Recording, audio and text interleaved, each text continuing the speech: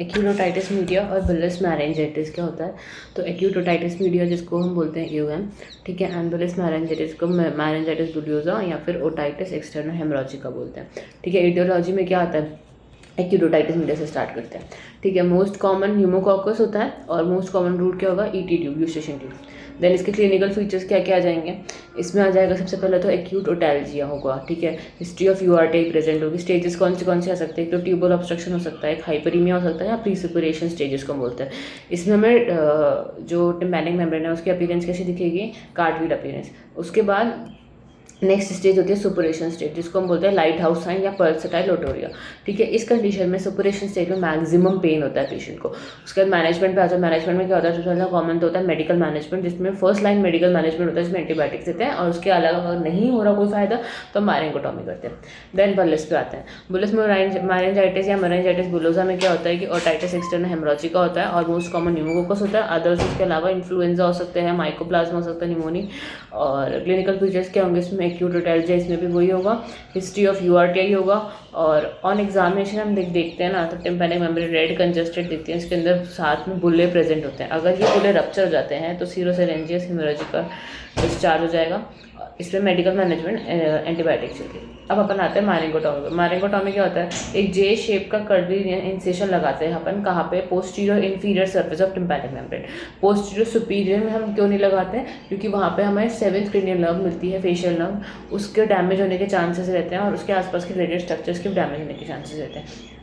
Indications क्या हो सकती हैं, बल्जिंग टिम्पैनिक मेम्ब्रेन हो सकती है, फेशियल पाल्सिस हो सकती है, लेब्रिंथाइटिस हो सकती है।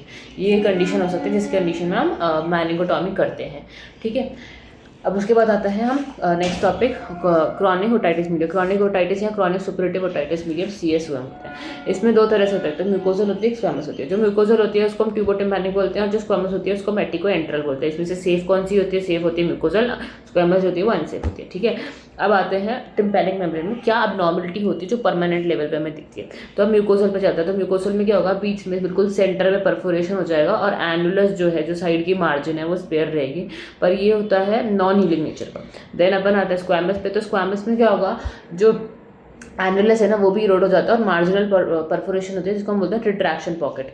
और एनुलस इरोड होने के बाद क्या बनाएगा, कोलेस्टेटोमा बनाता है। ठीक है, कारण क्या हो सकता है म्यूकोजल का, म्यूकोजल का कारण होता है ट्रॉमा हो गया या फिर AOSM जो है वो 3 मंथ से ज़्यादा हो गया या रिपीटेड इन्फेक्शन हो गया उसकी वजह से। अब आते हैं अपन क्लिनिकल फीचर्स पे। तो क्लिनिकल फीचर सबसे ज़्यादा क्या होता है, अगर म्यूकोजल में चल रहा है तो प्रोफ्यूज म्यूकॉइड या म्यूकोप्यूरेंट डिस्चार्ज होगा, पेनलेस होगा, कोई फाउल स्मेल नहीं आएगी, नॉन फाउल स्मेलिंग ईयर होगा, और एक्टिव डिस्चार्ज होगा। और अगर एक्टिव कंडीशन में, अगर इनएक्टिव कंडीशन में हम देख रहे हैं म्यूकोजल CSOM को, तो उसमें क्या हो गया, हमें कोई डिस्चार्ज नहीं मिलेगा, केवल हियरिंग लॉस की कंडीशन मिलेगी। स्क्वैमस में क्या होता है, उसमें भी हल्का फुल्का स्कैंटी होता है डिस्चार्ज, पर वो बहुत फाउल स्मेलिंग होता है और कभी कभार ब्लड टिंज्ड भी हो सकता है। ठीक है, उसके अलावा हमें बोन इरोजन दिखेगा क्योंकि एनुलस इरोड हो रहा है। उसके साथ हमें अगर हम एग्जामिनेशन करती हैं उसके, तो हमें क्या मिलेगा, ग्रैनुलेशन टिश्यू मिलेंगे, एज रेड फ्लैशी पॉलिप दिखेगा। उस पॉलिप को कभी भी हमें इवर्स नहीं करना चाहिए, क्योंकि हमें पता नहीं हो कितना डीपली अंदर सिचुएटेड है। ठीक है, नेवर टू बी इवर्स, किसी तरह का पॉलिप हमें कभी भी इवर्स नहीं करना चाहिए।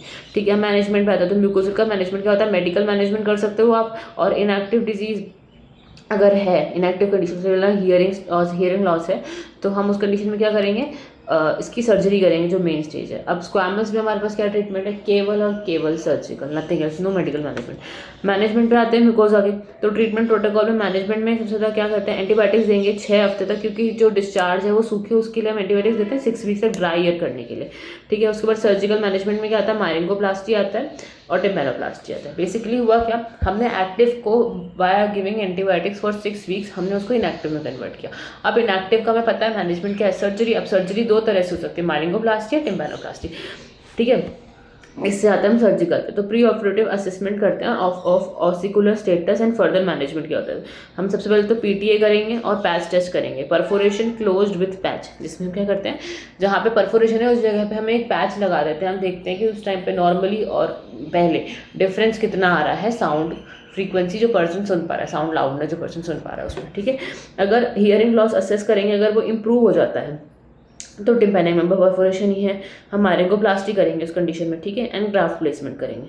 अगर वर्सन हो जाता है ठीक है। तो हम क्या सोचेंगे कि टिम्पैनो परफोरेशन तो है, उसके अलावा ऑसिकुलर डिफॉर्मिटी भी हो सकती है, ठीक है। अगर ये हमने पढ़ा था अभी कि मायरिंगोप्लास्टी कर रहे हैं प्लस ग्राफ्ट कर रहे हैं, तो अब हम पढ़ेंगे कि ग्राफ्ट जो हमने पढ़े हैं ना कौन से होते हैं मायरिंगोप्लास्टी में।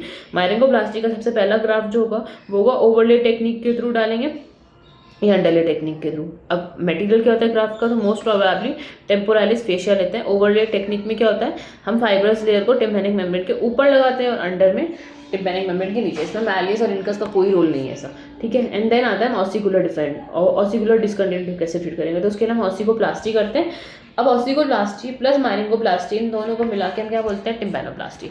मोस्ट कॉमन ऑसिकल जो अंडरगो होता है नेक्रोसिस के, वो कौन सा होता है, लॉन्ग या लेंटिकुलर प्रोसेस ऑफ इनकस, ठीक है। टिम्पैनोप्लास्टी में क्या होता है, टिम्पैनोप्लास्टी में इंसिजन्स एंड इंस्ट्रूमेंट जो हम यूज़ करते हैं वो कौन से तरीके के हो सकते हैं। देखो सबसे कॉमन होता है वाइल्ड पोस्ट और इंसिजन, जो कि कान के पीछे लगा देते हैं most common.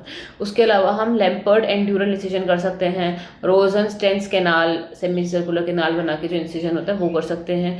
Self retaining हिमोस्टैटिक mastoid retractor एक डिवाइस होता है जिसकी वजह से हम उस एरिया को ओपन कर पाते हैं, ठीक है।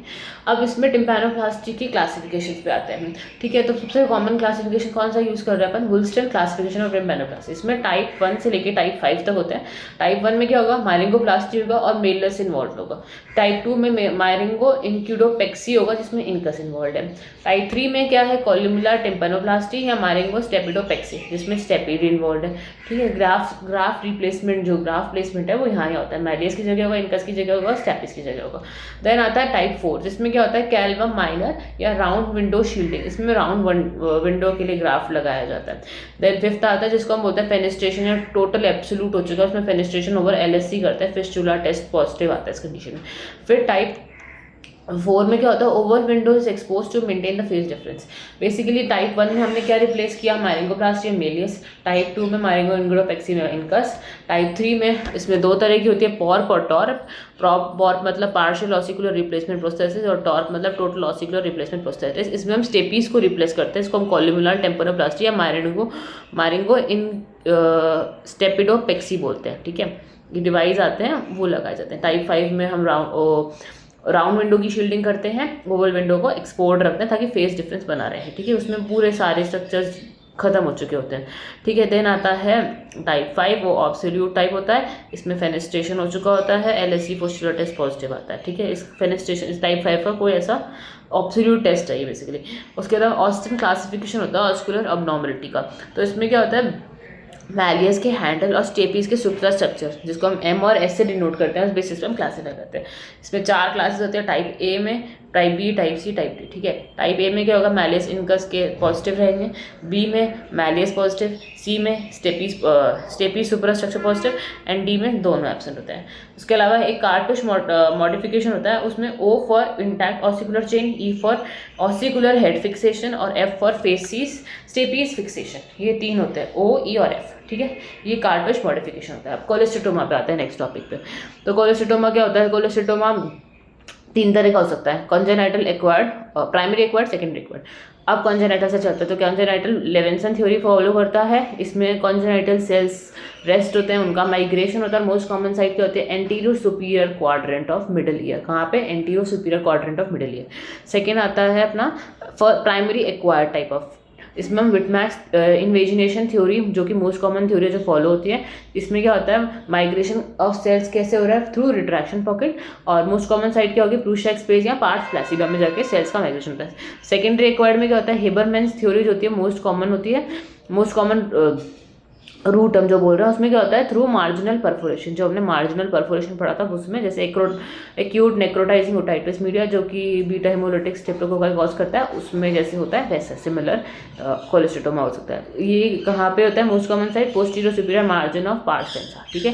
देन मैनेजमेंट में चलता है, तो मैनेजमेंट में सर्जिकल मैनेजमेंट में आता है मेस्टॉइड सर्जरी। एम क्या होता है, safe and dry hearing year होता है। प्री ऑफ इन्वेस्टिगेशन करोगे तो PT और HRCT टेम्पोरल बोन का मिलता है और बोन इरोजन को हमें एसेस करना होता है।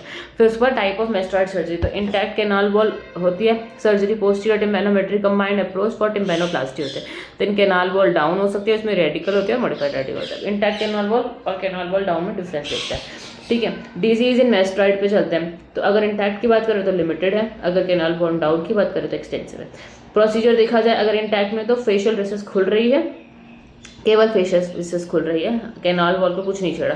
कैनाल वॉल डाउन में नाम से पता चल रहा है। विजुअलाइजेशन अच्छी किस में होगी, कैनाल वॉल डाउन में। कॉर्डन टिम्पैनी प्रिजर्व किस में रहेगी, क्योंकि इसमें कैनाल है इंटैक्ट कैनाल वॉल में, तो वो उसमें प्रिजर्व रहेगी। कैनाल वॉल डाउन में सेक्रीफाइस हो जाएगी। हियरिंग अच्छी किस में रहेगी, फास्ट किस में रिकवर होगी, इंटैक्ट में, क्योंकि हमने ज़्यादा डैमेज नहीं किया स्ट्रक्चर्स को। कैनाल वॉल डाउन में स्लो होगी। टॉलरेंस टू वाटर, अच्छी वाटर का टॉलरेंस इंटैक्ट कैनाल वॉल में रहेगी। कैनाल वॉल डाउन में अवॉइड करना चाहिए वाटर एंट्री को, ठीक है। कैविटी प्रॉब्लम्स किस में मिल सकती है, कैनाल वॉल डाउन में। क्या होगा, कलेक्शन ऑफ वैक्स और डेब्रिस, और उसके बाद पीरियोडिक क्लीनिंग भी चाहिए उस चीज़ को। हियरिंग एड सबसे ज़्यादा किस मतलब बेटर किस में करेगा, इंटैक्ट वॉल में, क्योंकि हमारे पास वॉल है। और कैनाल वॉल डाउन में थोड़ा सा प्रॉब्लमेटिक रह सकता है। रियकरेंस पर रियकरेंस केवल एक फ़ायदा है जो हमें दिखता है most probably canal wall down में, क्योंकि कैनाल वॉल डाउन में रियकरेंस के चांसेस कम होते हैं और रियकरेंस के चांसेस ज़्यादा कहाँ होते हैं, इंटैक्ट कैनाल वॉल में। साइड कौन सी होगी, साइनस टिम्पैनी।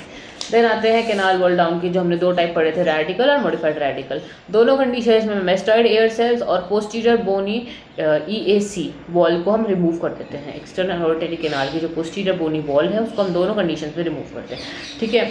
अब एक्सटेंट पे आते हैं, extent of removal of middle ear structures. तो अगर रेडिकल में बात करें तो केवल स्टेपीज की फुट प्लेट को हम प्रिजर्व कर पाते हैं, और मॉडिफाइड में हम हेल्दी म्यूकोजा, टिम्पैनिक मेम्ब्रेन और ऑसिकल्स को प्रिजर्व कर पाते हैं। काफ़ी कुछ प्रिजर्व हो जाता है। यूस्टेशन ट्यूब अगर रेडिकल की बात करें तो उसमें क्लोज्ड है, मॉडिफाइड में not closed. Reconstruction टिम्पैनोप्लास्टी for middle ear, हम रेडिकल में हमें ज़रूरत नहीं है, मॉडिफाइड रेडिकल में क्योंकि हम टिम्पैनिक मेम्ब्रेन को प्रिजर्व कर रहे हैं तो उसमें ऑब्वियसली हम करेंगे। इंडिकेशन अगर रेडिकल तब करते हैं जब डिजीज़ रह जाती है, ठीक है। अगर मॉडिफाइड तब करेंगे जब कोई कॉम्प्लिकेशन नहीं है या स्क्वैमस ओटाइटिस मीडिया है विद और विदाउट कॉम्प्लिकेशंस।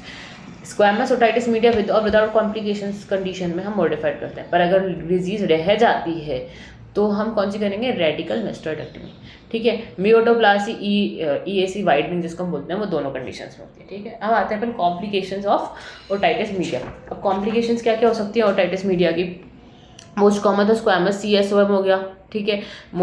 CSOM हो गया, उसके अलावा ASOM भी हो सकता है, म्यूकोजल CSOM हो सकता है, ठीक है। अब सबसे ज़्यादा कॉम्प्लिकेशंस किस में होती है, सबसे ज़्यादा किस में होगी, स्क्वैमस CSOM में। देन लीस्ट किस में होगी, म्यूकोजल वाले में। बीच में क्या आ जाएगा, ASOM, ठीक है। अब कॉम्प्लिकेशन से स्टार्ट करते हैं। तो प्रेजेंटेशन कैसी रहती है, इंट्राटेम्पोरल होती है, एक्स्ट्राक्रिनियल जिसको हम बोलते हैं, या फिर इंट्राक्रिनियल। दो तरह की कॉम्प्लिकेशन है। इंट्राटेम्पोरल में अपन 3 पढ़ेंगे, मेस्टोइडाइटिस, पेट्रोसाइटिस और फेशियल नर्वपाथी। और एक्स्ट्राक्रिनियल में हम 2 पढ़ेंगे, टेम्पोरल लोब एब्सेस और सिग्मोइड साइनस एब्सेस। इसके अलावा भी होती है मेनिंजाइटिस, एक्स्ट्राड्यूरल, ये सब देखते हैं, माइनर नाम सुन लेंगे अपन। मेस्टोइडाइटिस में चलते हैं। तो मेस्टोइडाइटिस का सबसे मेन फीचर क्या होगा, फीवर आएगा, ईयर डिस्चार्ज आएगा, पोस्ट ऑरिकुलर एडिमा दिखेगा, टेंडरनेस दिखेगी। ऑन एग्जामिनेशन में क्या होगा, post auricular I and not mastoid दिखेगा हमें, प्रॉपर बैटल साइन जिसको बोलते हैं ना, आई एंड नॉट मेस्टोइड साइन जो हमें दिखेगा वो इसमें दिखेगा, ठीक है। EAC में रिजर्वॉइस साइन या sagging of post auricular meatal wall दिखेगा, एब्सेस फॉलोइंग मेस्टोइडाइटिस दिखेगा, ठीक है। ये सब चीज़ें ध्यान रखने वाली है अपने को, ठीक है। अब आता है नेक्स्ट चीज़ पे अपन, इसके अलावा क्या क्या दिखेगा, मोस्ट कॉमन हम देखेंगे पोस्ट ऑरिकुलर एब्सेस, बेंजोलॉइड एब्सेस दिखेगा, सिटेली एब्सेस दिखेगा, लूक्स एब्सेस दिखेगा। बेंजोलॉइड में क्या होता है, रिलेशन टू स्टेनोक्लेडोमेस्टस, सिटेली में क्या होगा, relation to posterior venue of digastric या ऑक्सीपिटल रीजन, लूक्स एब्सेस में relation to posterior wall of external केरार। मैनेजमेंट क्या होगा, IV एंटीबायोटिक्स देंगे, अगर कोई रिस्पॉन्स नहीं दिखता हमें 48 घंटे 48 आवर्स में, तो हम सर्जिकल मैनेजमेंट करते हैं, सिंपल कॉर्टिकल या फिर श्वार्ट्ज मेस्टोइडेक्टमी के थ्रू, ठीक है। देन पेट्रोसाइटिस पे चलते हैं। तो पेट्रोसाइटिस में क्या होगा, गार्डेंगो ट्रायड मिलता है जिसमें रेट्रो ऑर्बिटल पेन दिखेगा, क्रेनियल नर्व 5th की वजह से, डिप्लोपिया दिखेगा क्रेनियल नर्व 6th की वजह से, प्लस ईयर डिस्चार्ज दिखेगा। क्या क्या दिखा हमें, cranial nerve 5th, cranial nerve 6th और ईयर डिस्चार्ज, ये 3 एब्नॉर्मलिटी। 5th का क्या देखा हमें, रेट्रो ऑर्बिटल पेन, 6th का क्या देखा, डिप्लोपिया, और इसके अलावा क्या देखा, ईयर डिस्चार्ज। ये 3 चीज़ें दिखेंगी हमें किसमें, गार्डेंगो ट्रायड में। इसका ट्रीटमेंट क्या होगा, पेट्रोसाइटिस का IV एंटीबायोटिक्स देंगे और मॉडिफाइड रेडिकल मेस्टोइडेक्टमी MRM सर्जरी करते हैं। इसकी इन्वेस्टिगेशन ऑफ चॉइस क्या करते हैं, HRCT, ठीक है। नेक्स्ट आता है facial nerve Pasi. Facial nerve Pasi में हमें फीचर्स ऑफ ओटाइटिस मीडिया दिखेंगे, फेशियल डेविएशन दिखेगा टू नॉर्मल साइड, ठीक है। रूट क्या हो सकता है, ASOM में तो डाइसेप्स और CSOM में इरोजन ऑफ फेलोपियन ट्यूब, ठीक है। उसके ASOM में मारिंगोटॉमी होती है, IV एंटीबायोटिक्स हो सकती है, ठीक है, ठीक है। तो हमने पढ़ा ASOM में मारिंगोटॉमी प्लस IV एंटीबायोटिक्स देंगे, और इन CSOM में MRM प्लस फेशियल डिकम्प्रेशन करते हैं, ठीक है। इसके अलावा कौन सी हो सकती है, लेब्रेंथाइटिस हो सकती है, जो कि हमें कैसे प्रेजेंट करेगी, वर्टाइटिस। इंट्राक्रेनियल कॉम्प्लिकेशंस क्या होती हैं, कॉम्प्लिकेशन क्या होगी, टेम्पोरल लोब एब्सेस हो गई एक तो, और एक सिग्मोइड साइनस एब्सेस हो गई जो हम पढ़ते हैं। टेम्पोरल एब्सेस होती है वो मोस्ट कॉमन ब्रेन एब्सेस होती है फॉलोइंग ओटाइटिस मीडिया। प्रेजेंटेशन क्या होगी, ओटाइटिस मीडिया के features plus headache plus normal aphasia हो गया, होमोनिमस क्वार्टरनोपिया हो गया, सीजर्स हो गया, कॉन्ट्रैक्टाइल हेमिपेरेसिस हो गया। मैनेजमेंट में क्या जाएगा, CDR MRI ring enhancing lesion हो गया, IV एंटीबायोटिक्स हो गई, abscess drainage, patient stabilisers MRM, ठीक है। सिग्मोइड साइनस या लेटरल साइनस थ्रोम्बोसिस में क्या features of otitis media, picket plus defence, picket fence plus hectic fever, Griesinger signs, tenderness plus oedema over mastoid emissary vein thrombosis, intrajugular vein IJV thrombosis on compression, normal IJV की increase ICD हो जाएगा, टोबे hairs coordinates test हो जाएगा, क्रोबैक sign हो जाएगा, CT और MRI delta plus MT triangle sign हो जाएगा, IV एंटीबायोटिक्स होगा उसमें MRM दे देंगे, ठीक है। पेपिलोडेमा में क्या साइन दिखता है, क्रोबैक साइन।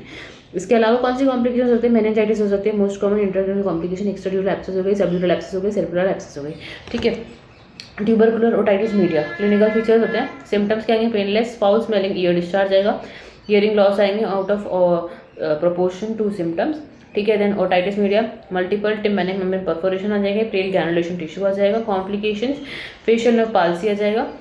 इसका मैनेजमेंट क्या होगा, बायोप्सी करेंगे, ATD ट्रीटमेंट देंगे, सर्जिकल डिब्राइवमेंट करेंगे अगर नीडेड है, रिमूवल ऑफ सीक्वेस्ट्रेशन और मिडल ईयर का रिकंस्ट्रक्शन करेंगे ओनली वंस TB फ्री अगर हो जाता है पेशेंट का, ठीक है। That's all for today, thank you.